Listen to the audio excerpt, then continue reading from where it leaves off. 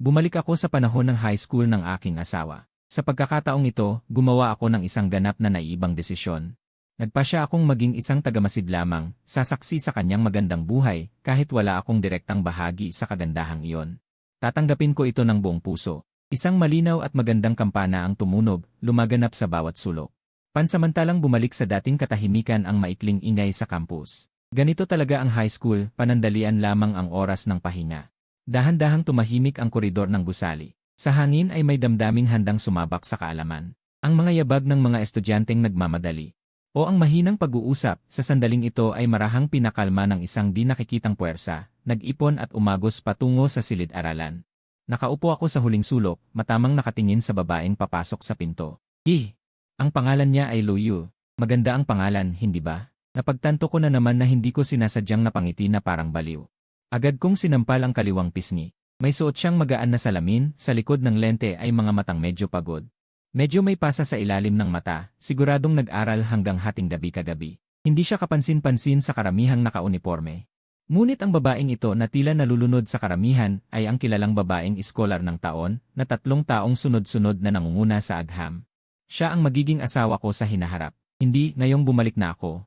Kaya siya ay magiging isang sumisikat na bituin sa larangan ng kalawakan o isang kilalang propesor sa pisika. Baka makapantay pa kay Hawking. Ngunit hindi siya magiging asawa ko, hindi maiugnay sa isang basurang tulad ko. Bilang isang talunan sa nakaraang buhay, huling beses ko siyang tiningnan ng may pagmamahal, pagkatapos ay inalis ko ang tingin. Tinanggal ko ang mahabang unipormeng nakatali sa baywang. Sa sandaling iyon, ang walang emosyong boses ng guro. Bumagsak sa katahimikan ng silid. Nagulat ang mga estudyante, ngunit matapos ang ilang reklamo. Walang gana silang naglabas ng papel. Wala akong pakialam sa pagsusulit, puro inis ang nasa puso ko. Ito ang isang masamang ugali noong bumalik ako bilang estudyante, isang maliit na pagsusulit kada 2 araw, malaking pagsusulit kada 3 araw. Bumuntong hininga ako sa isip, pagkatapos ay isinara ko ang aklat na mas maputi pa sa mukha ko, at inihagis ito sa tambak ng mga aklat sa kaliwa. Hirap na hinanap ang libro, pero hindi naman pala magagamit. Luyu. Nang marinig ang kanyang pangalan na tinawag ng guro, pumunta si Luyu sa podyum ng nakasanayan. Kinuha niya ang malaking papel mula sa guro. Binilang at ipinamahagi sa mga nasa unang hanay, pagkatapos ay pinagpag ang laylayan ng damit at umupo ng matatag sa kanyang upuan. Tuwid ang likod, pinunit ang isang papel mula sa scratch paper sa ibabaw ng mga libro. Inilagay sa ilalim ng kanang kamay. Lahat ng nasa silid ay may kanya-kanyang pagkabalisa. Tanging sina Luyu at ako ang parehong kalmado. Hindi dahil sa aking kakayahan, kundi dahil alam ko na ang aking score. Paano mo asahan na makakasagot ng papel ang isang bagsak na estudyante na ilang taon nang graduate? Lalo na't matematika pa ito. Ang mahinang tunog ng pagsulat ay kumalat sa silid. Ang papel na ibinigay ng nasa unahan ko. Narinig ko ang matalinong estudyante. Sinabing hayaan mong makalanghap ako ng iyong diwa, napangiti ako. Nang itaas ko ang braso, dumulas ang manggas ng uniforme. Nakita ang isang piraso ng maputing braso. Hanggang sa lumapit ang tunog ng pagpapasa ng papel, saka ko napagtanto na naman na natigilan ako sa panonood kay Luyu. Hindi ko napigilang sampalin ang kanang pisngi. Pinilit ng sakit na alisin ang aking tingin na nakadikit sa likod ni Luyu. Itinaas ko ang ulo at tumingin sa paligid. Nang malapit nang dumating ang papel sa akin, kinakalkula ko ang posisyon. Inilabas ko ang 2 daliri sa balikat ng nasa unahan. Nang makita ko ang peklat ng paso sa hintuturo, otomatiko kong hinawakan ang bulsa. Nahawakan ko nga ang lighter at ilang sigarilyo. Hay! Dati, wala akong natutunang kaalaman sa eskwela, pero maraming masamang bisyo ang naipon. Ang tunog ng pagpapaikot ng papel ay nagkalat. Hindi inaasahang nakita kong lumingon ang nasa unahan at mabilis na nagsabi, wala na. Pagkatapos ay bumalik sa paggawa ng kanyang pagsusulit. Napakasaya ko. Wala na? Ang galing! Tanga lang ang gustong sumagot nito. Bago pa ako matuwa ng matagal, nakita kong tumingin sa akin ang guro. Nang makita niyang walang laman ang aking mesa. Biglang kumunot ang kanyang noo. Ang mukha na dati ng malungkot ay lalong naging seryoso, gusto ko tuloy pakinisin ang mga kulubot. Ngunit naalala ko na sa nakaraang buhay, kumita siya ng malaki sa stock market at naging mayabang. Kaya nawala ang ideyang iyon. Hayaan mo siyang magkunot noo dahil sa ilang taon wala na siyang dapat ipag-alala. Kaya umiti ako sa kanya, isang napakaliwanag ng ngiti. Ngunit nakita kong lalo pa siyang nagkunot noo, parang nakakita ng multo. Bumagsak ang aking ngiti, ngunit nakita kong bumalik sa normal ang kanyang ekspresyon, parang napabuntong hininga siya. Guro sa klase, sa nakaraang buhay, hindi ko lang gusto mag-aral, pero wala naman akong ginawang sobra. Ang pinakamasama lang ay sinira ko ang kanyang pinapahalagahan na top student. Nang maisip ko yon, bigla akong nawala ng lakas. Ibinaling ko ang ulo, natatakpan ang mukha. Louis Yu, sa buhay na ito, hindi ka na makakasalamuha ng basurang tulad ko. Nag-inarte ako ng malungkot. Habang ako ay nagpapagaling ng sarili, biglang may pumasok sa aking paningin na hindi inaasahan, isang maputing papel. Tumingin sa akin, sumakit ang ulo. Sumunod sa daliring hindi huminto sa pagturo, nagkasalubong ang mga mata ni Luyu na walang bahid ng damdamin. Sumulat ka nito, kukuha pa ako. Ang nakapusod na buhok ay dumampi sa kanyang batok. Ibinaba niya ang ulo, mga pilik matay na kayuko. Namilog ang aking puso. Ang kamay na sumusuporta sa ulo ay kusang bumaba. Sa wakas ay naalala ko kung saang eksaktong oras ako nakabalik. Ito ang pagkakataong si Luyu ay nagpakita ng kabutihan sa sinumang kaklase na nagbukas ng aming ugnayan noong nakaraang buhay. Noong nakaraang buhay, kinuha ko ang papel na ito at isinulat ng basta-basta. Ang nasa isip ko ay pangalan ni Luyu. Pagkatapos, si Luyu ay naantala ng isang walang kwentang tao tulad ko. Nang malapit na siyang umikot, bigla akong tumayo at gumawa ng desisyong lubos na naiiba sa nakaraang buhay. Inipit ko ang papel pabalik sa kanyang kamay. Hindi sinasadyang nahawakan ko ang kanyang palad. Ano ba, napakalambot. Tulad ng nakaraang buhay, isang kamay sa bulsa, iniiwasan ko ang gulat na tingin ni Luyu. Mapanuksong itinaas ang tingin kay boss. Basta hindi ko alam, ayaw kong sumulat. Matapos sabihin yon ng magara, dahil hindi maliit ang ingay, maraming kaklase na nakabaon sa dagat ng problema ang lumingon. Palihim na tumingin sa akin, hindi bagay sa mga mag-aaral na itinuturing na mabubuti ng mga guro. Sa halip, may kakaibang atraksyon ako sa kanila. Kaya noong nakaraang buhay, kahit pangit ang marka, marami pa rin akong nakuha. Popularidad sa mga nalilitong dalagang nasa pagdadalaga. Wala akong magagawa, mga inosenteng dalaga. Laging madaling maakit ng mga masasamang estudyante tulad ko. Nakatayo si Luyu, walang reaksyon pansamantala. Dahil sa itim na salamin, mukha siyang tanga. Ano ba? Ang cute-cute. Napalunok ako ng laway, takot na baka magka-opposite effect. Nagdesisyon agad, inihagis ang ulo. Sa oras na namumula ang mukha ng boss at namumungay ang mata. Naglakad ng malalaki ang hakbang palabas. Hindi lang naman ako magaling sa klase, hindi naman ako masamang tao. Kahit hindi ako nag-aaral, hindi ko dapat abalahin ang ibang estudyante. Pagdating sa pintuan, kumaway ng tapat sa boss. Ay, kaya pala noong nakaraang buhay, nakuha ko si Luyu. Dahil sa aking alindog, tumawa ng malakas at lumabas. Sinundan ako ng tingin ng boss. Naglibot muna sa opisina ng grade chair, pagkatapos ay pumunta sa gate ng paaralan. Ngunit bago pa ako makalabas, hinarang ako ni Manong Guard. Pagtingin ko sa ibaba, napagtanto kong suot ko ang uniforme. Nagdebate kami ng matagal. Kahit anong sabi ko, hindi niya ako pinapalabas. Yung bagay na hugis sanga. Hindi rin ito gumalaw mula sa harap ng aking lalamunan. Wala akong magawa, tiningnan ko ang kanyang naningilaw na daliri. Agad kong kinuha ang sigarilyo sa bulsa, sinindihan, dahan-dahang inilapit sa kanyang bibig. Sa kanyang gulat na mga mata. Mabilis kong binitawan, inihagis ito sa mesa sa guardhouse. Isang magandang arko. Mabilis na nasunog ang dyaryo sa mesa. Yes, 3-pointer. Nang kunin ni Manong Guard ang baso sa tabi. Nang madali niyang pinatay ang apoy, pagtingin niya ay ang aking mga paa na lang ang nakita. Di nagtagal.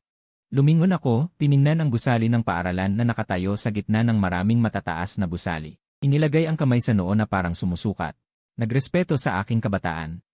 Unang hakbang ng Moon Plan ay tagumpay. Ang pintor ay nagwiwisik ng maputlang kulay sa langit. Tahimik na bumukas ang pinto ng tindahan. Mainit na singaw mula sa almusalan. Napakabango, pumasok ang amoy sa aking ilong. Sumikip ang aking tiyan. Nagising ako na hindi ako nag-almusal. Hinalungkat ko ang damit at pantalon, nakahanap lang ng 2 piso at 5 sentimo. Ang liit ng pera ko, napakahirap. Bahala na, importante ang pangunahing bagay. Matataas na gusali, maringal na anyo. Matagal na akong hindi nakabalik. Sa isang saglit, hindi ko mahanap kung saan ang aking lungga noong panahong iyon. Naghirap ako ng husto. Sa pamamagitan ng malabong alaala, natagpuan ko ang daan. Sa makipot na eskinita, may mga luntiang puno. Ang mga sanga ng matandang akasya na nakayuko, humahaplos sa balikat ng mga dumadaan. Tama ito. Ito ang lumang subdivision. Sa mga kupas na pader, makikita pa ang graffiti ko noong bata. Tumatakbo akong pataas hanggang sa itaas. Tumingin sa sirasirang pintong kahoy, humina ako ng malalim.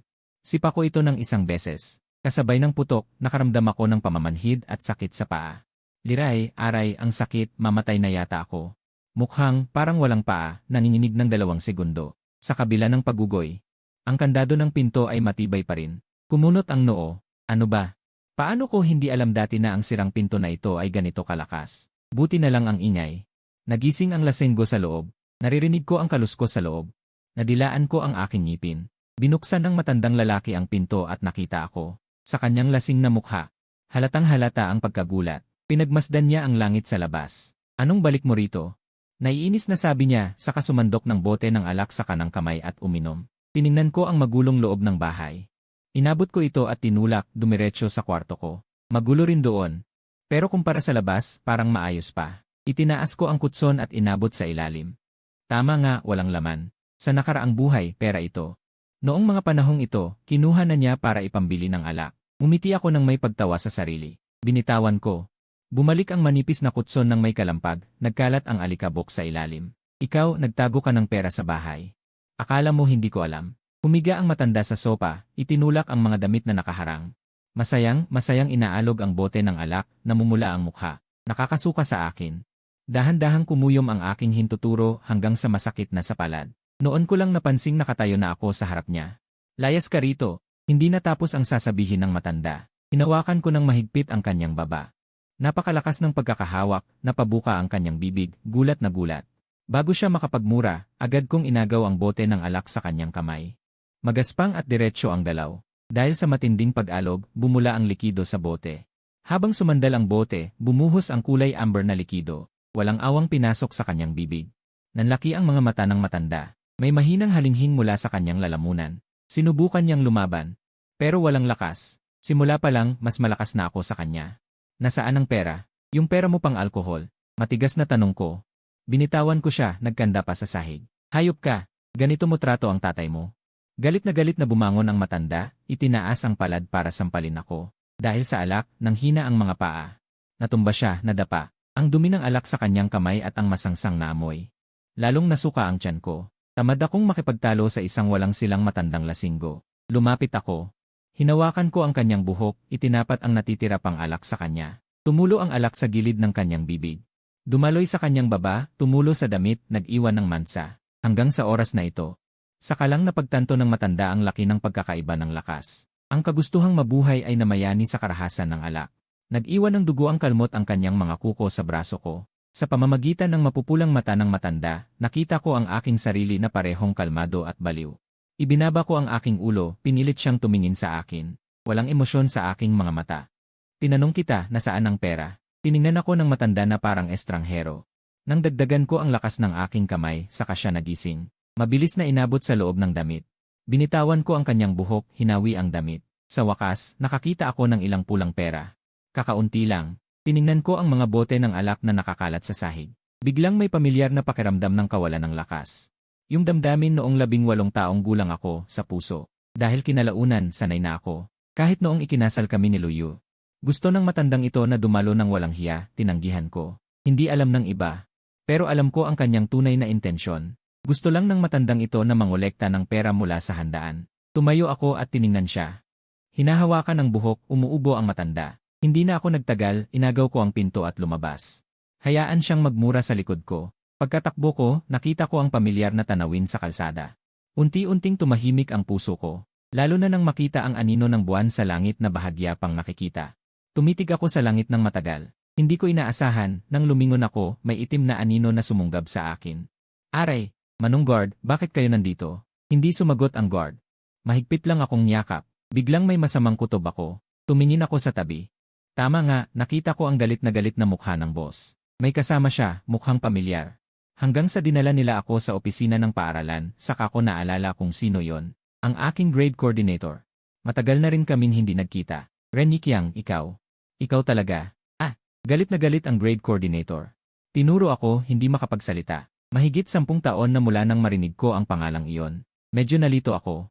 Tinatawag ako ng matandang iyon na hayop. Hanggang sa araw ng pagpaparehistro ng pangalan, lasing pa siya. Nalilito. Hindi na nakatiis ang empleyado, kaya ako binigyan ng pangalang iyon. Kaya sa nakaraang buhay, nang magkasundo kami ni Luyue, walang hiya akong nagpabili sa kanya ng bagong pangalan. Matalino siya, maraming alam. Ilang araw niyang inisip ang pangalan. Natural, napakaganda. Si Renny Kiang, matagal ko nang nakalimutan ang tawag na yon. Naupo ako sa harapan nila at tahimik na inantabayanan ang 3 panig na pagdinig na ito, pinagmamasdan ang mga labi ng grade director na bumubukat sumasara. Unti-unti akong inaantok, nanginginig na ang mga talukap ko, tahimik na humikab. Isang walang ganang sulyap, umiti ako sa aming class advisor na may malaking butas ng ilong, ngunit hindi ko inaasahan na lalong lalaki ang kanyang mga mata. Parang sa susunod na segundo ay haharap na siya sa akin. Hindi ko alam kung gaano katagal, ngunit wala akong reaksyon. Ang mapagpaumanhin na grade director ay nalungkot at uminom ng tubig. Malapit na ang oras, tumayo ako mula sa aking upuan. Inayos ko ang papel na inihagis nila sa harapan ko. Ibinalik ito sa mesa ng opisina. Direktor, mag-aayaw na ako.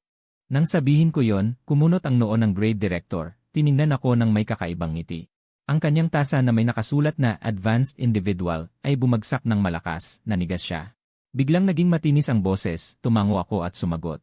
Ako ay narito. Ang pag-aayaw ay kailangan ng pirma ng magulang, hindi mo lang pwedeng kumuha ng scratch paper at isulat ang pag-aayaw na dalawang malaking titik. Tila naiintindihan ko ngunit hindi, tumango ako sa harap ng grade director at class advisor. Sa ilalim ng kanilang hindi maunawa ang tingin, kinuha ko ang panulat at isinulat ang pangalan ng matandang lalaki na may malinis na sulat, pagkatapos ay itinulak ito sa kanila. Sandaling katahimikan ng dalawa, pagkatapos ay bumilis ang kanilang paghinga, wala akong nanay. Ang tatay ko ay lasenggo, wala siyang pakialam sa akin. Nang sabihin ko yon, biglang nagbago ang tingin ng dalawa, ang matigas na labi ng grade director ay biglang lumambot, kung hindi ka mag-aaral, ano ang gagawin mo sa hinaharap? Creative, naisip ko na ang direksyon. Muli silang nagpumilit ng kaunting salita. Ngunit mas maganda na ang mga salita kaysa dati, ngunit pumapasok pa rin sa kaliwang tenga ko at lumalabas sa kanan. Sa gitna ng pagkakasala, umurong ako ng kalahating hakbang, kinuha ang aplikasyon ng pag-aayaw mula sa kamay ng grade director, sa kanilang magkakasamang tingin. Bigla kong naalala ang isang bagay, ngumiti ng manloloko, isang slide tackle ang ginawa ko at bumagsak sa kanilang mga paa. Director, class advisor, nakikiusap ako sa inyo.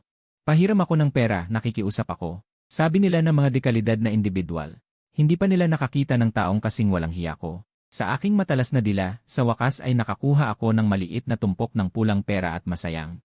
Pumunta sa pintuan ng paaralan, kumaway ako sa tiyo na nagtitipon ng basura, Manong, isang biyahe, maghintay ka sa labas.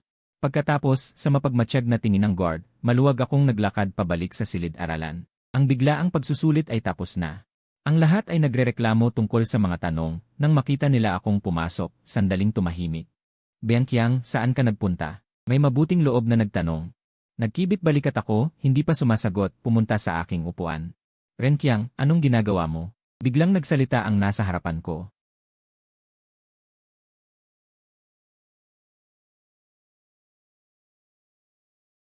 Ang tono ay may mabuting pag-aalala. Si Luyu ay tumigil sa pagsusulat, lumingon at tumingin sa direksyong ito.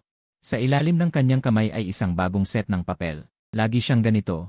May talento ngunit ginagamit ang damdamin. Hindi ako naglakas loob na lumingon, sa halip ay sa harap ng lahat ng pag-aalala ng lahat, sinabi ko. Mag-aayaw na ako. Ang mga gamit na ito sa mesa ay lahat sa akin, kung may kailangan kayo, kunin nyo. Nagkaroon ng kaguluhan sa paligid. Siyempre, lahat sila ay mabubuting estudyante ng guro. Ang pag-aayaw para sa kanila ay parang isang kathang isip. Hindi ko pinansin ang kanilang mga daldalan. Itinali ko ang manggas ng aking uniforme, inilagay ang mga libro sa balikat. Napansin ko sa aking paningin. Ang hindi pagsang-ayon na titig ni Luyu. Hindi pa ako nakakalayo ng ilang hakbang, bigla kong naalala ang isang bagay. Isang mabilis na takbo papunta sa harapan, umiti ako ng pabiro sa lahat, kayo ay mabubuting estudyante. Dapat kayong mag-aral ng mabuti. Gamitin niyo ako bilang negatibong halimbawa, lalo na ikaw. Luyu, patuloy kang maging mabuting estudyante na may magandang kinabukasan. Noong nakaraang buhay, nilapitan niya ako ng walang hiya, kahit gusto niya ako, hindi niya binasag ang salamin na yon. Hanggang sa sinundan ko siya hanggang sa lungsod kung saan siya nag-aaral sa kolehiyo para magtrabaho, at sinundan ko siya ng mahigit 1 taon bago namin itinakda ang relasyon. Ang kasariwaan ng kabataan ay itinuring niya bilang isang malabong pag-ibig. Ang babaeng valedictorian sa unang antas.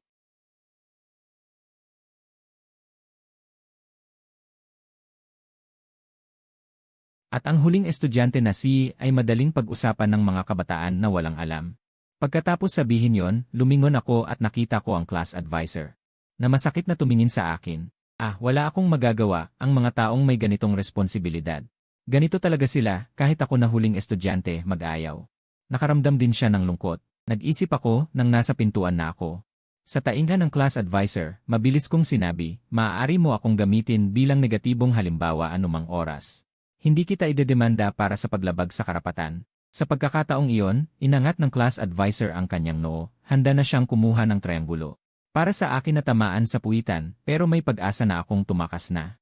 Noong hinampas na nila ako sa puwitan, nakaplano na ako at tumakas na agad. Nagdadala ng isang sako ng libro, nang malapit na ako sa pintuan ay hinarang ako ng isang mapagbantay na tanod na lalaki. Iyon ay isang bakal na tinidor na puno ng hindi kinakalawang na asero na humarang sa akin. Ipinalabas ko ang aking pass sa kanya at lumabas ng mayabang sa tarangkahan ng paaralan.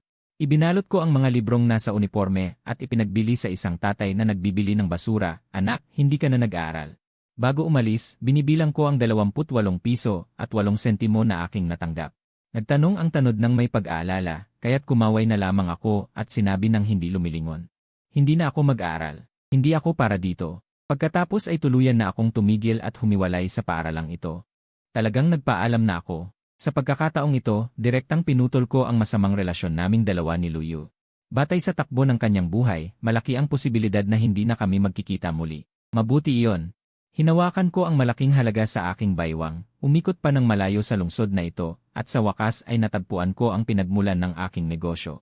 Ito ang simula ng ikalawang hakbang ng Kim Moon Plan. Nang gabing iyon, tinantiya ko ang oras at bumalik muli. Tulad ng inaasahan, ang matandang iyon ay lumabas na naman para uminom. Matapos ang ilang gawain sa bahay, lumabas ako ng walang pag-aalinlangan. Huminga ako ng malalim, naglakad sa iba't ibang kalye, at sabay na sinuri ang aking imperyong pangnegosyo.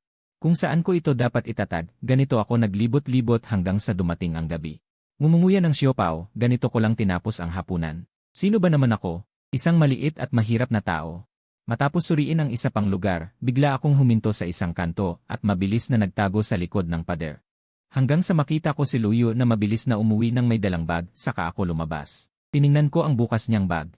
At ang kanyang unipormeng parang may gusot, na may pag-isip sa aking mga mata. Si Luyu ay laging maingat sa kanyang mga libro. Sa sandaling iyon, sumimangot ako at kumuha ng isang dakot na alikabok mula sa lupa. Sabay lagay ng isang sirang patpat sa likod ng aking pantalon at pumasok sa eskinita kung saan siya dumaan. Pagpasok ko, nakakita ako ng 3 may dilaw na buhok. Halata agad na mas masahol pa sila sa akin sa pag-aaral. Tiningnan ko ang kulay rosas na pitaka na kanilang itinapon sa lupa. Bigla kong naunawaan na si Luyu ay ninakawan. Mga hayop kayo, 3 demonyo. Napansin ako ng mga dilaw ang buhok, inihagis ang kanilang sigarilyo, at sinuri ang aking uniforme. Sumipol sila, halatang itinuring din akong isang matabang tupa. Inilabas ko ang sigarilyong dapat kong itapon. Itinaas ko ito at lumapit sa kanila ng nakangiti. Sa kanilang naguguluhang mga mata, iwinagayway ko ang alikabok sa aking kamay. Habang yumuyo ko sila at nagmumura dahil sa alikabok, hinugot ko ang sirang patpat sa aking baywang at pinalo sila ng malakas. Noong nakaraang buhay, nang makasama ko si Luyu, hindi na ako nagkaroon ng gulo o away dahil hindi ito gusto ng aking mahal. Pagkatapos ng maraming taon, medyo kalawangin pa ang aking kakayahan. Pero mabuti na lang, nagawa ko rin ito sa kabila ng pagsisikap. Hinawakan ko ang sugat sa aking labi at tumakbo ng mabilis. Upang makaiwas, umakyat ako sa pader. Hindi sinasadyang nakatapak ako sa isang aso at hinabol ako nito ng malayo. Buti na lang at naroon ito. Nakarating ako sa ilalim ng bahay ni Luyu bago siya dumating. Inihagis ko ang kanyang pitaka sa kanyang dadaanan. Nang makita kong pinulot niya ito, agad akong tumalikod at umalis. Hinawakan ang sugat sa aking labi at tumingin sa maliwanag na buwan. Umalis nang may kasiyahan. Matapos ang masusing pagkalkula, ginamit ko ang aking panimulang puhunan. Sa isang sakandaan malapit sa gitnang bahagi ng paaralan. Malaki ang daloy ng tao at maganda ang transportasyon. Madali para sa akin na sumakay sa aking maliit na tricycle at tumakas. Pero hindi ko inaasahang makakasalubong ko ang aking boss. Inabutan ko siya ng isang inihaw na sausage, may dagdag na sili at pampalasa, bilang pasasalamat sa kanya bilang orihinal na taga-Pondo. Sa kanyang pag-aalinlangan, ipinasok ko ito sa kanyang kamay. Pagkatapos, nagmadali akong mag-alok sa iba kong mga customer. Ang daloy ng tao ay pabago-bago lamang. Ang dating masiglang maliit na tindahan ay biglang naging tahimik. Sumulyap ako sa boss na tila may gustong sabihin. Hindi sinasadyang naglagay ako ng isang sausage sa aking bibig. Ito ang sinasabi mong negosyo, mahinang tanong ng boss. Natatakot na masaktan ang aking kawawang dignidad. Ang kanyang bibig ay namula dahil sa aking sigasig. Pero ako ay panatag lamang. Samantalang ang boss ay may komplikadong ekspresyon, para bang may ginagawa akong kahiyahiya. Huwag mong tignan ang aking maliit na tindahan. Kumikita rin ito ng malaki sa isang araw. Babayaran kita agad, sabi ko sabay pagsipsip sa aking labi. Hindi masama, ang sausage na ito ay talagang masarap, sabi ng boss sabay punas ng pawis na dulot ng sili. Nagkibit balikat siya at pagkatapos ng mahabang pag-aalinlangan, tinanong ako, talaga bang hindi ka na mag-aaral? Hindi na. Ano naman ang mapapala ko? Sa aking mababang antas. Wala akong makukuhang trabaho. Mas mabuti pang magnegosyo ng maaga. Nililinis ko ang kalan. Tumingin sa walang laman na tindahan at nagtaka, dati, sa oras na ito ay puno ito ng tao. Bakit ngayon walang pumupunta? Habang nag-aalinlangan, pinunasan ko ang mantika sa aking kamay at nagpatuloy. Ang pinakamahalaga, wala akong pera para sa matrikula. Ang perang inipon ko sa paghuhugas ng pinggan. Na iniwan ko ng tanga sa bahay, ay kinuha ng matandang iyon. Noong nakaraang buhay, mayroon pa akong pag-iisip ng isang estudyante. Kahit hindi ako makapag-aral, gusto ko pa ring manatili sa eskwelahan at nag-aalala pa nga ako. Sa pagkakataong ito, ayos lang, naging marunong na ako sa lahat. Hinawakan ko ang aking mukha, pagkatapos ay tumingin sa ibaba upang suriin ang aking suot, habang pinagmamasdan ang mga tao sa paligid na patuloy na pumupunta rito.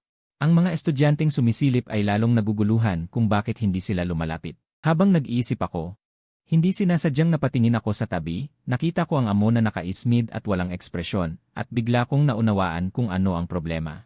Kahit gusto man niya o hindi, diretsyo kong inipit sa kanyang kamay ang isa pang sausage, para sa'yo. Ayaw ko, kunin mo, kung hindi mo kukunin ay wala akong mga customer. Hindi na unawaan ng amo ang aking ibig sabihin, hanggang sa makita niya ang biglang dumagsang mga estudyante. Sa kanya lang napagtanto na ang kanyang otoridad pala ang nakatatakot sa mga batang ito. Totoo nga. Ang mga estudyante ay takot sa guro. Sa wakas ay may dumating na mga customer, dali-dali akong tumanggap ng pera. Abala ang aking mga kamay, napansin ko sa aking paningin na nakatayo pa rin ang amo, at nagtanong ng walang pakialam. Paano ang resulta ng huling pagsusulit? Ayos lang naman, maganda ang pagpapanatili ng lahat. Narinig na may pakialam pa ako sa mga kaklase. Tuwang-tuwa ang ekspresyon ng amo, mataas ang pagkakataas ng sausage na hawak niya. Hindi ko maiwasang maantig. Hindi ko inaasahan na gusto pa ng amo na tumulong sa akin sa pag-attend sa mga customer. Nagkunwari akong walang pakialam at nagtanong, si Luiyo pa rin ba ang una? Siyempre naman, si Luiyo dapat siya ang una. Walang duda. Sa pagdinig ng mapagmataas na tono ng amo, hindi ko maiwasang tumango. Si Luiyo ay laging mahusay, kung hindi lang siya nagpakasal sa akin noong nakaraang buhay. At naantala ako at ang bata. Maestro, wala ka bang klase ngayon? Nang makita na abala ako, iniabot ng amo ang kanyang bakanting kamay upang tumulong sa pagtanggap ng pera. Wow, ngayon ang buong 3 taon ay nagkakaisang naglakad paakyat ng bundok, nandito na kami pabalik. Nauna lang ako sa paglalakad, sabi niya, hindi niya maiwasang mapahiya. Ang mga estudyante ngayon, talagang lumalala ang inyong pisikal na kondisyon. Ang bawat isa ay hindi pa kasing bilis ng paglalakad ko, isang matanda na. Sa pagdinig nito, bigla akong nakaramdam ng masamang kutob. Pagtaas ko ng ulo, nakita ko ang amo. Na masayang kumakaway sa malayo. Mahabang mantika ang unti-unting tumutulo at pumatak sa kamay. Tumingin doon, nakita ko ang mahabang pila ng mga estudyante. Isang sulyap ko pa lang ay nakita ko na si Luiyo sa karamihan, siya ay nakikipag-usap. Nang pabulong sa mga kaklase, may matamis na ngiti sa kanyang mga labi, at ang kanyang mukha ay bihirang makitang relax. Hanggang sa may isang customer na naiinip na kumaway sa harap ng tindahan, saka ako mabilis na yumuko. Sanay na sanay ang aking mga kamay sa operasyon, pero mas lalo kong ibinaba ang aking ulo, halos gusto ko nang itago ito sa backing tray. Mga estudyante, dito. Dito, nang sumigaw ng malakas ang amo, bigla niyang naakit ang lahat. Medyo nang gigigil akong tumingin sa gilid, pero nakita ko ang amo nang ngumingiti ng may tagumpay, Tao Yikiang. Ikaw pala, tagal na nating hindi nagkita Namimiss ka talaga ng klase, nagpanggap akong ngumiti ng formal. Ang sabi ay napaka-formal, kung wala akong pabigat, tiyak na mas mataas ang average score ng klase. Tinapik ng amo ang aking balikat, at buong tapang na iwinagayway ang kanyang kamay, ako na ang bahala ngayon. Ihahandog ko sa buong klase ang sausage, kahit ilan ang gusto ninyo, sabihin lang kay Tao Yikiang. Wow, salamat maestro, salamat din kay Tao Yikiang. Biglang may sumigaw mula sa karamihan, na naging dahilan upang sunod-sunod ang pasasalamat sa akin ng lahat. Hindi mo alam kung nag-donate ba ako ng maraming pera. Sumulyap ako kay Luiyo, siya ay nagtatakang pinagmamasdan. Mabilis kong ibinalik ang aking paningin at mumiti sa bawat kabataan at sariwang mukha. Huwag naman, magkaklase tayo, paano ko kayo papayagang magbayad? Libre, kahit ilan ang gusto ninyo, wow. Ang galing talaga, napakabuti mo naman. Ang amo sa tabi ay gustong sumingit, mabilis kong inilagay ang sausage na hawak niya sa kanyang bibig. Ang bawat isa ay masigla ngunit halata, may dalang pera, at sa kabila ng aking pagpigil, gusto pa ring magbayad. Ang mga walang pera ay nahihiya namang kumain ng libre, kaya napilitan akong isara ang lalagyan ng pera, at isa-isang ibigay sa kanila. Ang mga nahihiya, diretsyo kong itinutusok ang sausage sa kanilang bibig, simple at mabilis. Sa totoo lang, kahit hindi ako magaling sa pag-aaral, gusto ko talaga ang mga estudyante. Simple lang ang isip, walang masamang intensyon sa isang saglit. Kahit may katulong ang amo, sobrang busy pa rin. Tiningnan ko ang nasa pinakakanan na iniihaw. Ang inihaw na hotdog na malutong, dahan-dahan kong pinulot at pinahiran ng tomato sauce. At sa itaas, kaunting-konting chili lang. Luyu. Iyo. Nang bigkasin ko ang kanyang pangalan, parang uminit ang dibdib ko. Si Luyu ay biglang nagulat, may ngiti sa mga mata habang kinuha ang inihaw na hotdog mula sa akin. Hindi siya makakain ng maanghang. Pero gusto niya talaga ang chili. Noong nakaraang buhay, tuwing lalabas kaming kumain, lagi naming ino-order ang isa't maanghang. At ang isa'y hindi maanghang. Wow, Luyu! Ang inihaw mong hotdog ay perpekto. Totoo ba? Luyu ay kumagat. Napapangiwi dahil sa chili powder sa itaas, at otomatikong pinaalis ang dila. Nagkunwari akong nagulat. Ay, nga. Luyu! Maswerte ka. Salamat. Ang mukha ni Luyu ay tila namumukadkad na bulaklak. Ang kanyang mga mata ay kumikinang. Noong nakaraang buhay, gusto ko siyang asarin. Kapag siya'y pagod sa pag-aaral, lihim kong hinahalikan ang kanyang mga mata. Tinitigan ang kanyang malalabong mga mata, saka ko siya niyakap. Masaya si Luyu. Nang makita ako, bigla siyang umiwas ng tingin na parang napaso, saka pumula ang kanyang mukha. Tumingin ako sa ibaba at naalala ko na puting sando ang suot ko ngayon.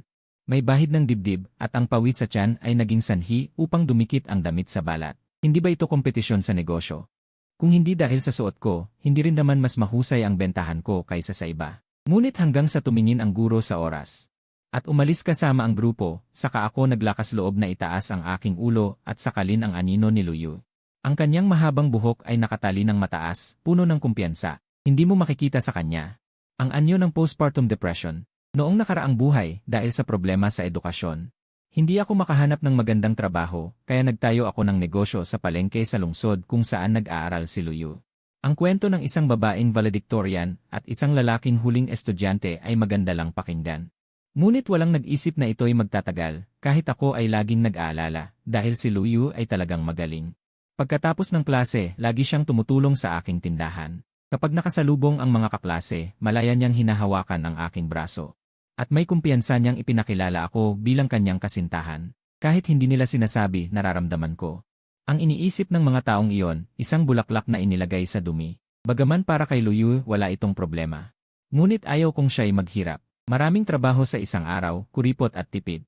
Si Luyu ay napaka-sensitive, naramdaman niya ang aking hindi maganda. Humingi siya ng pera sa kanyang pamilya. Hindi ko alam kung paano pumayag ang kanyang pamilya. Ngunit nang makita ko ang namumulang mga mata ni Luyu, nagpasya akong hindi siya pahihirapan kasama ako, itong mahirap na lalaki. Kasama ang aking naipon mula sa mga trabaho at ang pera mula sa pamilya ni Luyu, binili ko ang isang saradong pabrika. Plano kong gumawa ng sariling negosyo ng starch sausage. Noong mga taon iyon, si Luyu ay laging naawa na napakahirap ng aking buhay. Ngunit hindi ko ito naramdaman. Sa halip, naramdaman ko na ang buhay ay naging mas may pag-asa. Iyon ang pag-asa para sa kinabukasan naming dalawa ni Luyu. Hindi inaasahan na kung magsisikap, talagang makakamit ko ang isang bagay. Pagkatapos, ang matrikula ni Luyu sa kanyang master's at doctorate, at ang kanyang mga pangangailangan sa pananaliksik, ay nagmula sa aming pinagsamang card. Maayos ang lahat. Sa panahon ng kanyang master's, kami ay nagpakasal. Ang titulo ng bahay ay nasa kanyang pangalan at sa kanyang mga magulang. Sa aking panig, mayroon lang akong matandang walang kwenta. Hindi ko siya pwedeng pabayaan. Ngunit noong nag-aaral si Luyu ng doctorate, nalaman niyang buntis siya. Bilang bunga ng aming pagmamahalan, matapos naming pag-usapan, nagpasya si Luyu na ipanganak ang bata. Habang siya'y naghihintay sa bahay, ang pag-aaral ng doctorate ay naantala. Ang pabrika naman, dahil sa insidente ng sangkap ng starch sausage sa internet, nagkaroon ng problema at hindi na mabenta ang produkto. Noong panahong iyon, sobrang abala ako. Si Luyu ay malungkot na hindi niya matulungan ang pamilya. Madalas siyang umiiyak ng palihim. Nang maglaon, ipinanganak ni Luyu ang aming anak na babae. Nagkaroon siya ng postpartum depression. Noon ko lang naramdaman ang takot ng sakit na pangkaisipan. Hindi mabilang na beses akong nagsisi, bilang kanyang mahal, bakit hindi ko ito napansin ng mas maaga. Kahit si Luyu ay nanatiling maalalahanin, para hindi ako mag-alala, lagi siyang ngumingiti. Ngunit malinaw kong naramdaman na yon ay pilit ng ngiti. Ang kawalan ng kakayahan sa pagbabago ng pabrika. Ang pagkasira ng dignidad sa akademya, ang pagkawala ng katiyakan bilang bagong ina, pinagsama-sama ang lahat ng ito. Pilit siyang maging may bahay. Luyu, gaano siya kahusay na tao. Walang magawa na nakulong sa bahay, tulad ng isang makulay na rosas na unti-unting nalalanta. Pagkatapos ay pinag-isipan kong mabuti, si Luyu ay mataas at misteryoso, mapusyaw na kahulugan. Ang isang tao na kasing husay ni Luyu ay hindi dapat pigilan ng pamilya, hindi dapat gapusin ng tanikala ng asawa. Siya dapat ay si Luyu lang, hindi dapat asawa ko. Ang ina ng aking anak, kahit nababagabag ay tumitingin sa langit na may kagalakan, ngunit hindi maabot ang mataas na misteryo. Si Luyu, mula sa simula ay hindi dapat naantala ng isang taong katulad ko. Ang mga kaklase ay unti-unting lumayo, tumigil ako sa lugar, pinapanood ang kanilang mga likod na puno ng kabataan. Dumating ang boss sa tindahan ng ihawan, inabot ng customer ang 3 papel na pera, at kinuha ko ito ayon sa inaasahan. Tulad ng dati, nagtanong sa tindahan ng ihawan, nagtrabaho hanggang gabi, at malapit nang mag-impake. Natuklasan ko na ang matandang hayop ay nagmamartsa nang may galit papunta sa akin, may bitbit na bote ng alak at uminom ng isang subo. Marahil ay pinapalakas ang kanyang loob, nagtaas ako ng kilay sa pagkagulat, hindi ko inaasahan na siya, buong araw. Isang lasinggo na lasing ay makahanap dito, mas nakakagulat na dumating siya ng huli, hayop ka. Naglakas loob kang ibenta ang mga gamit sa bahay. Binigyan kita ng respeto, di ba? Inilagay niya ang kanyang kamay sa aking maliit na tricycle. Handa nang itaob ang aking kariton, nakakatawa, akala niya dahil maraming tao dito. Hindi ako maglalakas loob na saktan siya. Nakakatawa talaga. Sa nakaraang buhay ko, pinagsisihan ko na huli ko siyang ginawan. Huli ko siyang ginawan. Hinawakan ko ang kanyang pulso at mariing pinaikot paitaas. Sumigaw ang matandang hayop sa sakit, madali siyang hinila sa isang tabi, hindi lahat ay naibenta. Ang ilan ay ginagamit ko, pagkatapos ng lahat ang ilan ay binili ko gamit ang aking pera. Ang matandang hayop ay hindi makatakas sa aking hawak. Umikot ang kanyang mga mata, walang magandang sasabihin, tama nga. Sumunod na sandali ay gumuho siya sa lupa, nagsimulang mag-iyakan at gumulong, aray. Saklolo! Ang anak na ito na walang galang ay naglakas loob na saktan ang kanyang ama. Tignan niyo lahat. Lahat, tignan niyo. Anak na sumasaktan sa ama. Walang tigil na kumakaway ang mga kamay. Ang mga paa ay walang tigil na sumisipa sa lupa. Ang alikabok ay lumilipad kasama ng kanyang mga galaw, dumidikit sa kanyang kulubot at mabahong damit. Ang mga tao sa paligid ay nagulat, nahabag, o malamig na nanonood sa eksenang ito. Ngunit walang nangahas na lumapit para pigilan siya. Tahimik kong pinanood siyang nag-eskandalo, pinanood ang kahangalang ito na parang dula. Sa nakaraang buhay, nang magkaroon ng aksidente ang pabrika, walang hiyang lumapit ang matandang hayop kay Luyu. Sa harap ng maraming tao, hinila niya siya at nagpakatanga, gustong kumuha ng pera para uminom bago magsara ang pabrika. Kahit na nalaman ni Luyu mula sa akin ang kawalang hiyaan ng matandang hayop, hindi niya alam na siya ay napakasama. Naaalala ko pa si Luyu noon, halos gumaling na sa sakit, dala-dala ang bata palabas ng pinto. Ngunit tinuturo ng mga taong walang alam, hindi lumalabas. Bago siya nagpakasal sa akin, si Luyu ay pinuri lamang tulad ng buwan na pinalilibutan ng mga bituin. Hindi kailanman pinanood na parang isang palabas. Sa aking tainga, ang sigaw ng matandang hayop, ang kanyang walang kahihiyang anyo, tulad ng pag-uulit ng nakaraang buhay. Sa aking manhid na puso, lumitaw ang kaunting inis. Bigla kong hinawakan ang kanyang kwelyo at itinaas siya. Pumula ang aking mga mata, nagbabala, magpatuloy ka sa iyong kabuluhan. Lalong malaki ang gulo, mas mabuti. Ipaalam sa lahat na ikaw, isang lasenggo, hindi mo ako pinalaki. Sumigaw ako. Ipinahayag ko ang kahihiyan na dinala sa akin sa 2 buhay dahil sa ama ito. Ang perang iniwan ng aking ina ay sinayang niya. Nakaligtas ako hanggang ngayon dahil sa kabutihan ng mga tao sa paligid. Hindi mo ako pinalaki. Huwag mong asahan na alagaan kita sa pagtanda. Kung maglakas loob ka pang magpakita sa akin, sasabihin ko sa iyo. Huwag kalimutan kung gaano karaming pera ang kinuha mo sa akin. Ang matandang hayop ay natakot sa aking mga salita. Ang mga tao sa paligid ay tumuturo sa kanya. Sa sandaling bitawan ko ang aking kamay, agad siyang nahulog sa lupa. Sa sandaling ako ay lumingon, narinig ang basag ng salamin at ang paalala ng isang mabuting tao. Ang matandang hayop ay may hawak na basag na bote na tinutok sa akin, ngunit ako ay nakatitig lamang sa kanya, pinapanood ang kanyang baliw na mga mata. Lumitaw ang isang pakiramdam ng pagkabagot sa aking puso. Nakakainis, walang kahulugan ang buhay na ito. Mabuti na ring mamatay, upang ang buhay ni Luyu at akin ay ganap na 2 paralel na linya. Sa gitna ng kaguluhan at hiyawan, nakita ko ng malabo si Luyu ng nakaraang buhay, matapos kong sabihin sa kanya. Matapos ang aking buhay na parang daga sa kanal, hinawakan niya ang aking mukha at pinilit akong tumingin sa kanya. Seryoso niyang sinabi sa akin, salita bawat salita, huwag mong hayaan ang iba na makialam sa iyong buhay. Kailangan mong magkaroon ng sarili mong paraan ng pamumuhay, kahit putik ay maaaring gamitin sa pagpinta ng pader. Hinalikan niya ang aking mga kilay at mata, malumanay na sinabi sa akin, aking mahal. Hindi ka putik. Ang aking katawan ay gumalaw bago ang utak, umatras ako ng kalahating hakbang. Hinila ako ni Luyu noong nakaraang buhay, ang matalim na bote ng alak ay tumagos lamang sa aking kanang braso, ang mainit at pulang dugo. Ay nagpatino sa isip ng matandang lasing, nanginginig siyang bumitaw, ang kanyang mga mata ay puno ng takot. Hindi ko napigilan ang pagtawa, ang kawalan ng pag-asa na yon na nagpataka sa lahat ng kamag-anak. Ay natakot din sa akin. Ano ang kinakatakutan niya? Naipakulong ko siya. Tinakpan ko ang dumudugong kanang braso, tahimik na tumingin sa kanya, parang hindi ko ramdam ang sakit.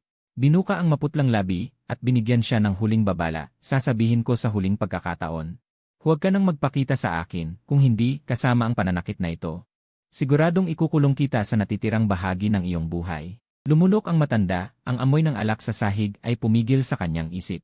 Hindi ka pa ba alis? Hindi mo ba nakita na tumawag na sila ng pulis? Ang aking mabuting paalala ay nagpabilis sa matanda na tumayo at tumakbo ng hindi lumingon. Pinulot ko ang mga bubog sa sahig at itinapon sa basurahan, pagkatapos ay sumakay sa aking maliit na tricycle at umalis. Ang matanda ay talagang tanga at bobo.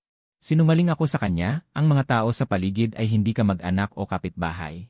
Sino ang tatawag ng pulis? Ito ay usapang pampamilya. Pumunta ako sa ospital para ipagamot ang sugat sa braso. Sa sandaling maamoy ko ang amoy ng disinfectant, ramdam ko ang matinding sama ng loob sa aking dibdib.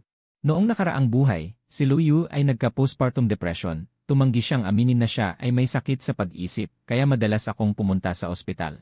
At sa kalaunan, sa aking walang kahihiyang pagsusumamo, nakuha ko ang wechat ng doktor.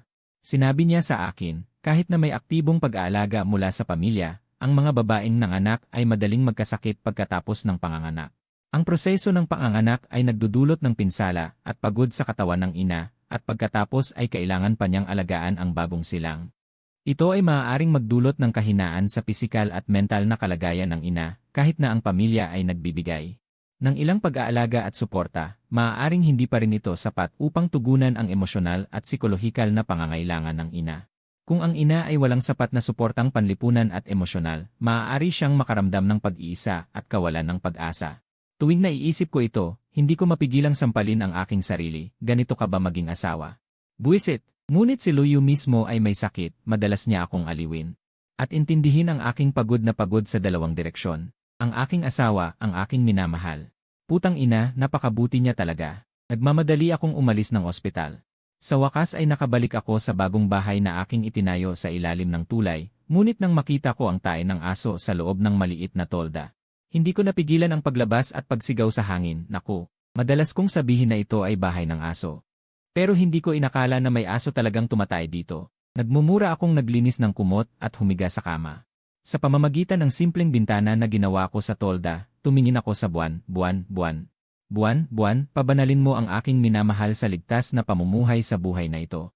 Sa mga sumunod na araw, maliban sa pagkakataong makita si Luyu, habang binabayaran ko ang utang ko sa punong guro at sa klase. Hindi ko na siya nakita. Hanggang sa matapos ang pagsusulit sa kolehiyo, muli ko siyang nakita na pumunta sa aking tindahan. Natakot ako at agad akong lumipat ng lugar. Hanggang sa pumunta siya sa malayong universidad, hindi ko na siya nakita. Magaling, nagsimula na ang maliwanag na buhay ni Luyu. Sumunod na araw. Kusang lumitaw ang petsa sa aking isip, akala ko nagising ang aking talento sa pagsusuot ng damit pambabae. Ngunit nang hiramin ko ang libro ng estudyante, nakita ko, mabuti, nahilo ako. Talagang hindi ako pang-aral. Boss, isang grilled sausage. Muli ang pamilyar na boses, mabilis kong nilagyan ng maraming sili at paminta. Isang kamay tumanggap ng pera, isang kamay nagbigay ng sausage. Nakita ko ang boss na napapaihi sa anghang, tinitawan ko siya habang nagbabalat ng bawang para sa kanya. Boss, paano ka naging ganito? Bawat lugar na aking pinagbibilhan ay lagi mo akong nahahanap sa mga nakaraang taon para iwasan. Ang makita si Luyu, madalas akong lumipat ng lugar tuwing bakasyon, ngunit sa bawat pagkakataon ay laging nahahanap ako ng boss. Mapagmataas siyang tumingin sa akin, masayang pinalo ang kanyang beer na naging bula. Ito ang tawag sa talento. Ngumiti ako ng mahina habang pinapanood ang kanyang pababang korona ng ulo, matanda ka na, kumain ka ng mas kaunti ng mga mamantika at maanghang. Ingatan ang iyong presyon. Pero wala siyang pakialam, nagkibit balikat na lang ako. Matapos magsilbi ng isa pang customer, kumuha ako ng isang pulang velvet box mula sa aking dibdib. Kumunot ang noo ng boss. Ang kanyang mga mata ay puno ng sorpresa para sa akin. Hindi ba noong nakaraang araw ng guro? Bilang isang tamad na estudyante, natakot akong dumating at mapahiya ka, kaya nagbigay na lang ako ng regalo. Naku, anak, anong sinasabi mo? Ibinato ng amo ang bamboo stick, pinahid ang mga kamay sa kanyang katawan, at saka tinanggap ang aking regalo. Bago lang, gusto ko ang regalong ito, masayang sabi ng amo. Ang manipis na buhok sa kanyang ulo ay sumasayaw pa, hindi ko alam kung bakit napakasaya niya sa isang maliit na regalo. Ano, ang ibang estudyante ba ay walang dala pagdating sa'yo? Paano nangyari yon? Walang ingat kong pinupunasan ang kawali, at hindi ko sinasadyang ibaling ang usapan kay Luyu. Nang mabanggit si Luyu, ang kanyang mabuting estudyante, biglang sumigla muli ang amo. Si Luyu, balita ko maganda ang kanyang kalagayan sa kolehiyo, naku. Siyempre naman, si Luyu ay mahusay, anuman ang gawin niya ay nasa kontrol. Hehe, tiyak iyon. Ipinakita ng amo ang pluma pataas at pababa. Sa huli, pinikit niya ang mga mata at tiningnan ang English na nakasulat, pinaikot-ikot ang dila sa bibig ng ilang beses, ngunit hindi nakapagsabi ng isang wastong salita. Hindi ko maintindihan kung bakit siya, isang guro sa matematika, ay nakikipagmatigasan sa mga letrang English. Nakita ko siyang biglang lihim na lumiko, nakatalikod sa akin at palihim na kumilos. Hindi kaya siya maiiyak sa emosyon. Magbubuka sana ako ng bibig para aliwin siya, ngunit nakita ko siyang parang nakuryente at bumalik. Parang isang mainit na patatas na ibinigay ng kaibigan, bakit ang mahal ng pluma na ito? Baliw ka ba? Ibalik mo na, ibalik mo na. Ang kanang kamay ng amo ay may hawak na cellphone, ang screen ay nasa shopping app pa. Nagmamadali niyang ibinalik ang pluma sa kahon, ilang beses sinubukan, ngunit hindi natamaan ang tamang lugar. Kunin mo na lang. Hindi mo ba alam, sa mga nakaraang taon hindi lang ako nagtitinda ng street food, may karanasan na ako mula sa nakaraang buhay. Bukod sa tindahan ng sausage, nagtinda na rin ako ng iba pang bagay, talagang nauuna ako sa merkado. Maaga akong nag-ipon ng pera, kumuha ng pabrika sa lokal, at sinundan ang daan patungo sa kayamanan mula sa nakaraang buhay. Ang dahilan kung bakit nagtitinda pa rin ako ay dahil sa tunay kong pagmamahal at saka. Ang amo ay walang sawang sumusuporta sa aking negosyo sa loob ng maraming taon, ang kanyang maliit na pondo ay talagang nagdusa. Matapos ang aking panghihikayat, payag na inilagay ng amo ang pluma sa kanyang bulsa. Salamat sa'yo. Tumango ako. Napangiwi ako sa inis at muli ko siyang itinuwid. Ilang beses ko nang sinabi, tawagin mo akong Ren Anzi, o kaya yung dating pangalan na Tong Wenzi. Hinimas ng amo ang pluma sa kanyang bulsa, malungkot ang labi, at umiling-iling. Oh, Anzi, Ren Anzi. Nakarinig ako ng kanyang sarcastic na tono, hindi ko napigilan ang pag-ikot ng aking mga mata. Nakaupo ang boss sa flower bed sa likod ko. Nag-uusap kami ng walang direksyon, bakit mo naisip ang isang mapagpanggap na pangalan? Hindi kita nakitang ganito ka-edukado dati. Hehe, maganda ang pangalan diba? Noong nakaraang buhay, si Luyu ang nagbigay sa akin ng Anzai. Putangina, sobrang edukado. Tumango ang boss. Pero makalipas ang 2 segundo ay umiling, parang laging Anzai na parang lihim na kaalaman. Hoy, taga rito ka ba? May accent ka. Hindi ko napigilan ang lumingon, tumingin ng may pagkagulat sa boss, nagkaroon siya ng kaba. Paano niya nalaman? Noong nakaraang buhay, inistorbo ko si Luyu para bigyan ako ng magandang pangalan. Pagkatapos ng ilang araw na pag-iisip, binigyan niya ako ng ilang pagpipilian. Ang Anzai na ito ay ginawa lang niya para asarin ako. Dahil noong bata ako, hindi ko siya pinapahirapan, kaya lagi niyang hinahaplos ang ulo ko at sinasabi, ang maliwanag na buwan ay hindi alam ang dalamhati ng paghihiwalay. Pero alam ko, lihim na kaalaman, lihim na kaalaman. Alam ko. Ang mga bituin ng maliwanag na buwan ay alam ko. Hehe, sa unang tingin ay nagustuhan ko na ang pangalan na ito. Baka sa mga taong nag-aaral.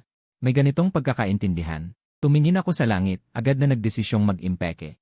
Pinahiran ko ng sarsa ang natitirang mga sausage, pagkatapos ay ibinalot at ibinigay sa boss. Ito ang alay ko sa asawa ng guro. Bago pa man kumuha ng pera ang boss sa bulsa, sumakay na ako sa aking minamahal na bisikleta at mabilis na umalis. Huminto ako sa tabi ng tulay, kumuha ng bagong bilhing dog food.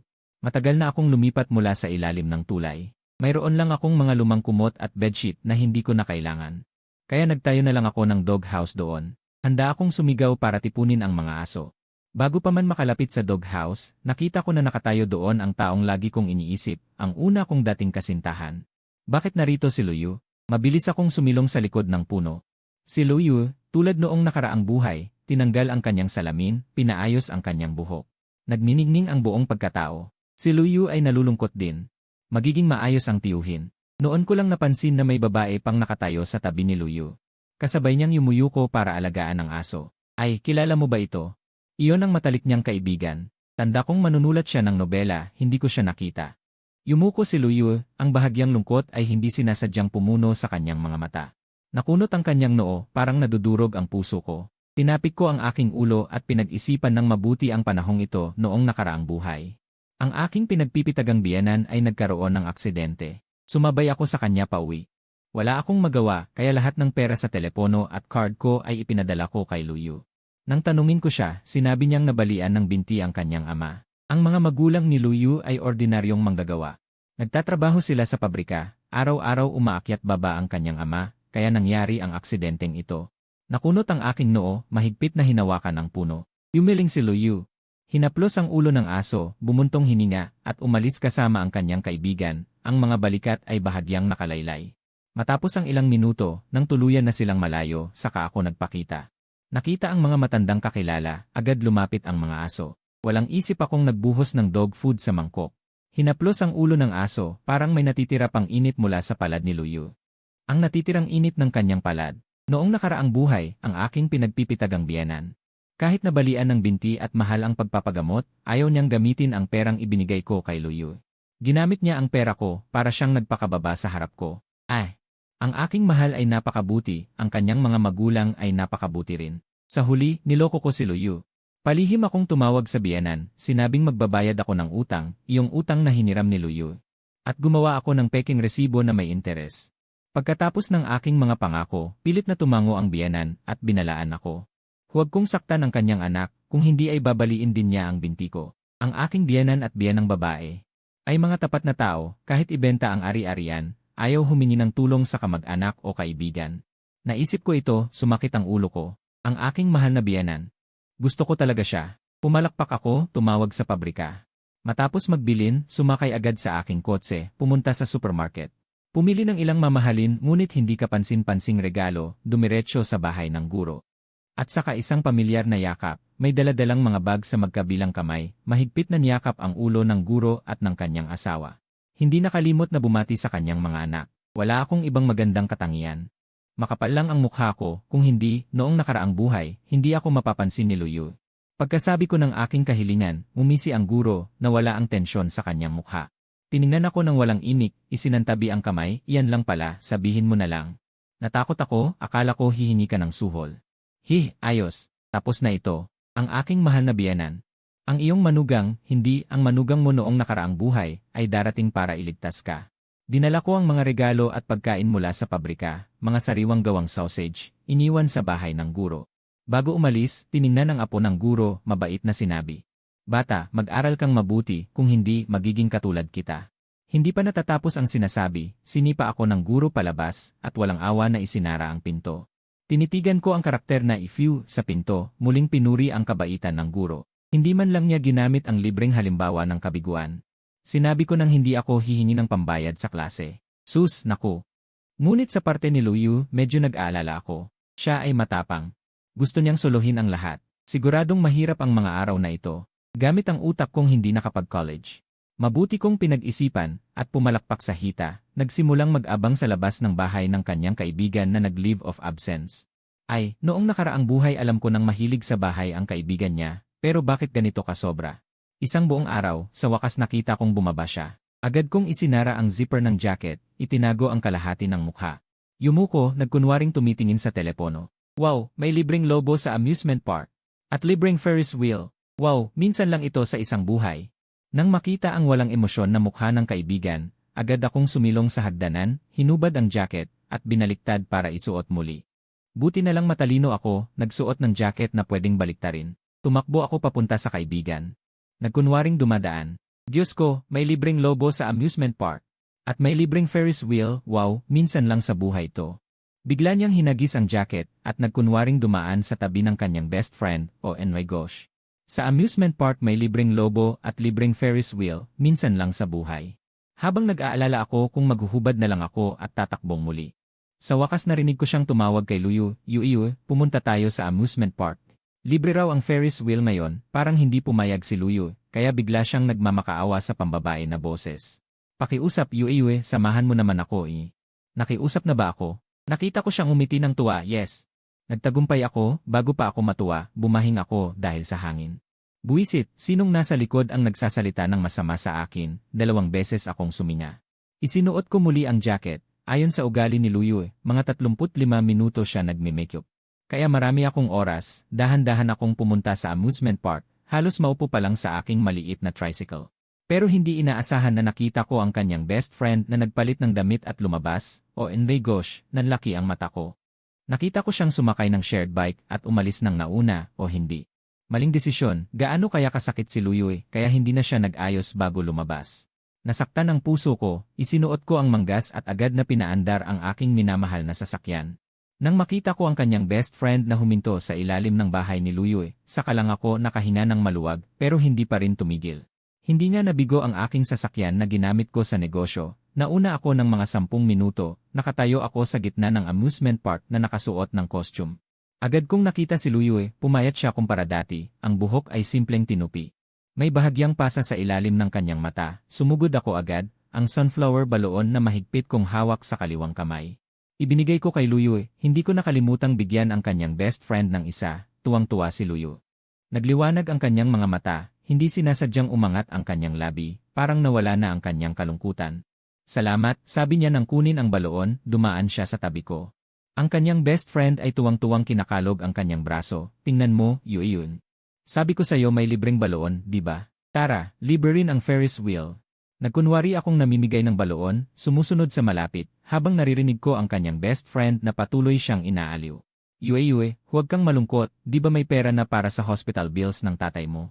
Pinapaboran kayo ng langit, ang sausage na dala ng iyong boss ay nanalo ng malaking premyo, di ba?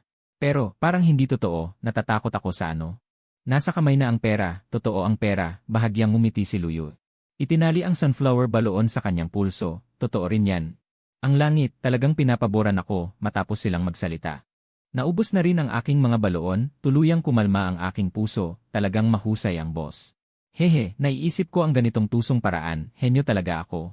Ilang segundo pa lang akong masaya, nakarating na sina Luyo at kanyang best friend sa harap ng Ferris wheel, pumipila sila. Nakatayo ako sa likuran nila at sumenyas ng palihim sa mga trabahador doon, nang sila na ang turn, ang mga trabahador na binayaran na. Ngumiti ng sobrang saya, hindi na pinansin ang pera, wow gi. Dalawang magagandang dalaga, napakaswerte nyo, kayo ang ikadaang bisita namin ngayong hapon.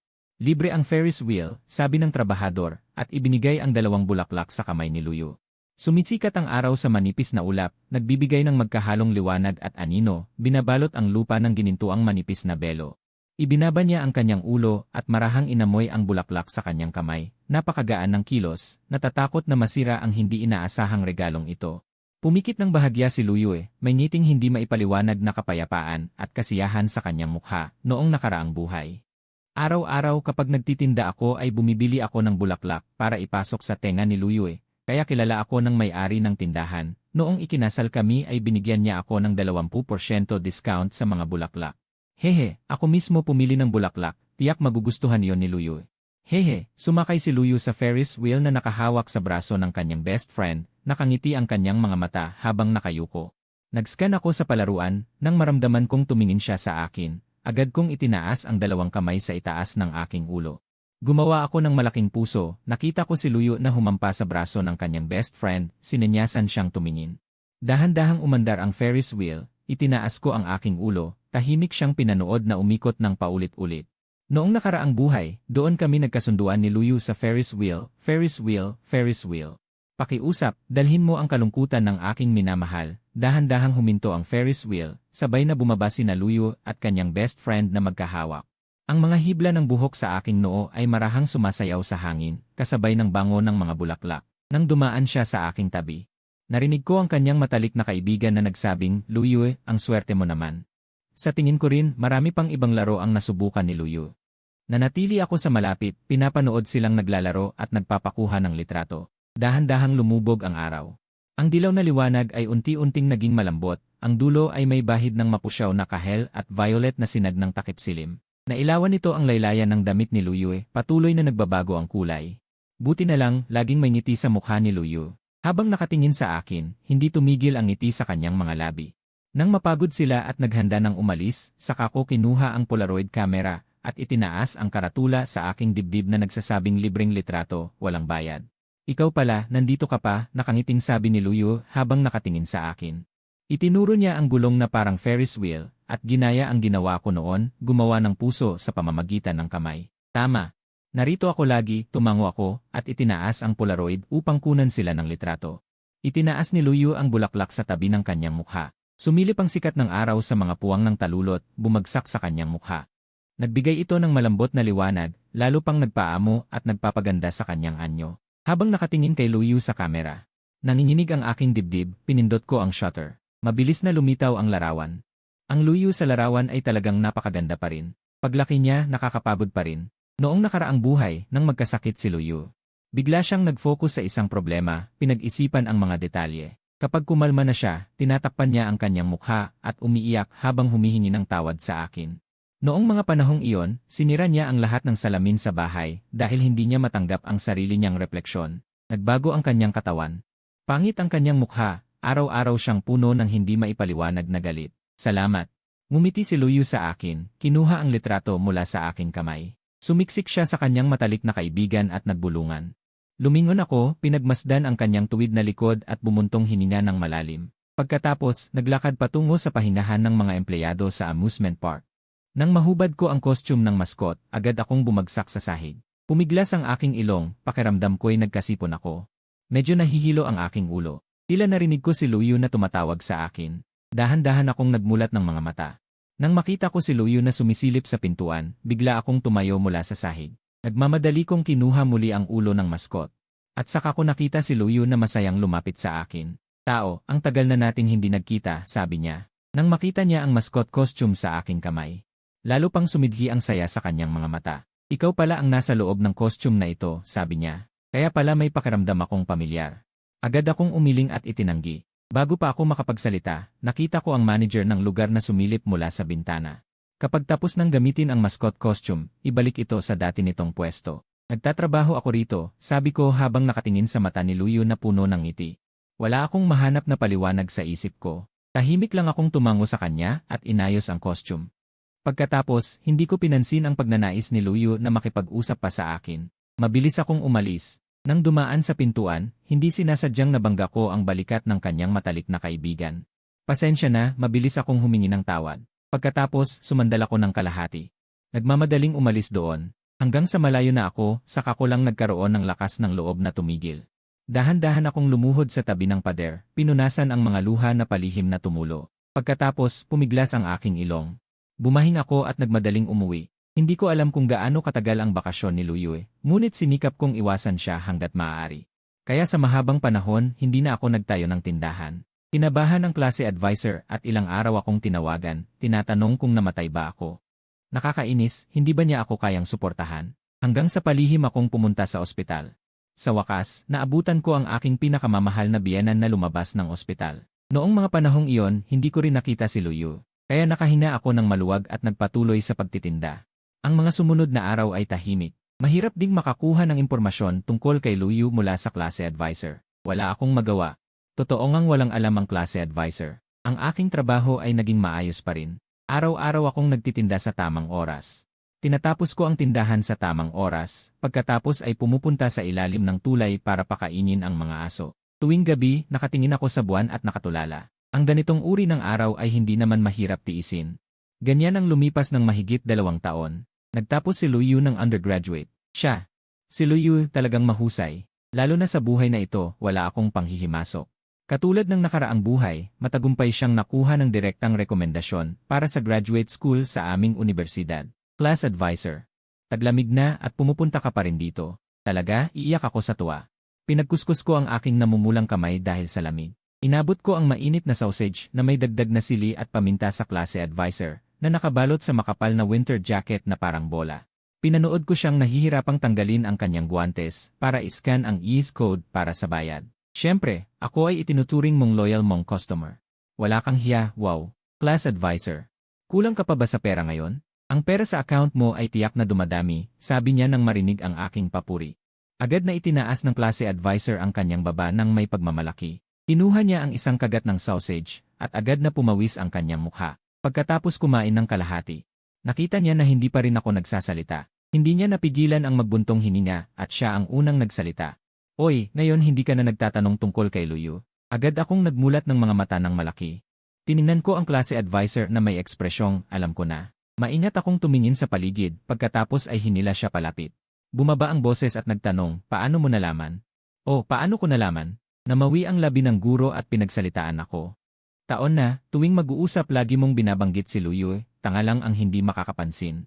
Pagkasabi niyon, muli niya akong pinagsalitaan, natatakot ako na baka sa sobrang lamig ng taglamig ay manigas ang kanyang mga mata. Sa antas ng pag-aaral mo, gusto mo pang itago sa akin. Panaginip lang yan. Inihagis niya ang tuhog sa basurahan. Pinayuhan niya ako, si Luyu ay single pa ngayon, kung gusto mo, habulin mo. Umiling ako, nakatingin sa ihawan, matagal na walang imik. Pagkatapos ay nagising ako, tumingin sa harap at wala na siya. Umalis pala ang guro nang walang paalam. Nagalit pa ba siya sa sinabi ko? Maliit ba ang puso para makatipid ng pera? Tumingin ako sa mga nyebeng bumabagsak. Lalong lumalakas ang nyebe, unti-unting nababalot ng puti ang buong mundo. Ang bubong ng tindahan ng inihaw ay puno ng kristal na yelong patak, pinutol ko ang isa. Inikot-ikot ko sa kamay. Noong nakaraang buhay, gusto kong gamitin ang basang kamay mula sa nyebe para hawakan ang mukha ni Luyu. Kapag nagkunwari siyang galit, bubuksan ko ang jacket at ipapasok siya sa loob hanggang sa mamula ang kanyang leg. Natunaw na rin ang yelo sa kamay ko. Hinawakan ko ang bubong para isara ito ng malakas. Ngunit hindi inaasahang may nakita akong kakilala. Matagal na tayong hindi nagkita. Si Luyu ay nakatayo sa nyebe at mumiti sa akin. Hinila niya ang scarf, ipinakita ang namumulang pisngi, ilang segundo lang. Mabilis na napuno ng nyebe ang kanyang ulo. Luyu, ikaw li. Hindi pa ako nakapagtataka kung bakit siya biglang dumating dito, nakatingin sa nyebe sa kanyang buhok, nang magising ako. Bitbit ko na ang bubong at nasa tabi ni Luyu. Tumingin siya sa akin, kumurba ang kanyang mga mata. Nag-makeup siya, maganda pa rin. Parang uminit ang aking pisngi. Putang ina, ang lamig ng taglamig na ito, bakit hindi ka nagdala ng payong? Muntik ko nang masabi pa, buti na lang napigilan ko, inipon ko ang mga sobrang salita sa tiyan. Tinignan ni Luyu ang ihawan na may nyebe, pagkatapos ay tumingin sa akin, ang nyebe sa kanyang mata ay natunaw. Sumulong siya ng isang hakbang, pakiramdam ko dumagundong ang puso ko. Pumunta ako para magpasalamat. Ha? Ano? Sa sandaling iyon, hindi ako makaintindi. Inalis ni Luyu ang scarf at inilapag sa braso, ipinakita ang maputing leg. Pumunta ako para magpasalamat sa taong tumulong sa akin na makuha ang pitaka. Salamat sa taong sadyang nagbigay ng pera sa ospital para sa tatay ko. Salamat sa taong nag-arte bilang costume para patawanin ako. Salamat sa taong nagbigay sa akin ng bulaklak. Sabay-sabay niyang sinabi ang maraming bagay, bawat salita ay ginagalaw ang puso ko.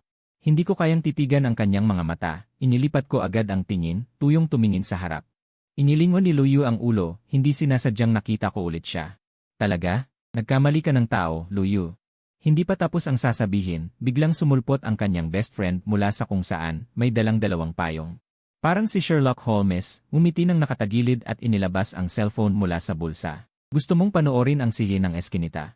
Gusto mong marinig ang testimonya ng may-ari ng amusement park. Gusto mong tingnan ang baidubek, sabihin mo. Hinugot niya ang katabi na may-ari ng tindahan na nag-aalaga. Kailangan mo ba ng saksi? Umugong ang ulo ko. Tumingin sa may-ari na umiiwas sa aking tingin, naubusan ako ng salita. Nagkataon lang na nagtatrabaho ako doon. Nag-iisip ka ng sobra, Luyu. Sobra. Oo, sabay nang umuso ang kanyang best friend at ang guro, nagmumukhang sino ang maniniwala sa'yo. Napatawa si Luyu sa kanila, tumingin sa aking mga mata, dahan-dahang sinabi. Salamat. Paulit-ulit na bumuka ang bibig ko, mabilis na napilitang magsalita. Uwi na ako, huwag kang mag-isip ng marami, Luyu. Iniwan ko ang bubong sa lugar, gusto kong tumakbo, ngunit hinila ako ni Luyu. Nakakainis. Bakit ako ganito? Kapag hinawakan niya ang kamay ko, nawawalan ako ng lakas sa kalahati ng katawan. Putang ina. Ang lambot pa rin ng kanyang kamay. Ilang beses hinila ni Luyu, ngunit hindi niya ako magawang ilapit. Nagtaas siya ng kilay, kusang lumapit sa akin, mumuso. Medyo nalungkot, gusto kong bawiin ang kamay ko, ngunit hindi ko mapigilan ang kaliwang braso. Hindi ko mailabas. Biglang tumingin si Luyu, tumayo sa tipto. Kumikinang ang mga mata. Gusto mong subukan na magkasintahan tayo. Ganoon kadiretsong salita. Pinatigil ang aking paghinga, gusto kong tumanggi, ngunit bigla akong naninigas. Hindi ako makagalaw. Sa tingin ko, may sipon na naman ako. Bago pa ako makapagsalita. Muling lumungkot ang mga mata ni Luyu. Batay sa karanasan ko sa nakaraang buhay, si Luyu ay pumupunta sa tanghali. Sa mga ganitong pagkakataon, madalas kong kinukurot ang kanyang pisngi at tumatawa sa pagkompromiso, ngunit iyon ay sa nakaraang buhay. Sa harap ko si Luyu, gusto ko siyang ilantad, ngunit parang naninikip ang aking lalamunan. Hindi ako makapagsalita. Nagdikit ang mga kamay ni Luyu, ang kanyang mukha na maingat na nag-ayos. Ay lumapit sa akin. Pakiusap, huwag mo akong tanggihan. Kahit magkakilala lang tayo, sabi niya. Mamaya na ako bababa. Bigla siyang lumapit sa akin. Kinuha ang aking kamay at inilagay sa kamay ni Luyu. Sa kanyang puno ng pag-asa ng mga mata, nagsimulang mangasim ang aking lalamunan. Ang pangalan niya ay Anzi. Anzi, isang magandang pangalan. Galing sa asawa ko.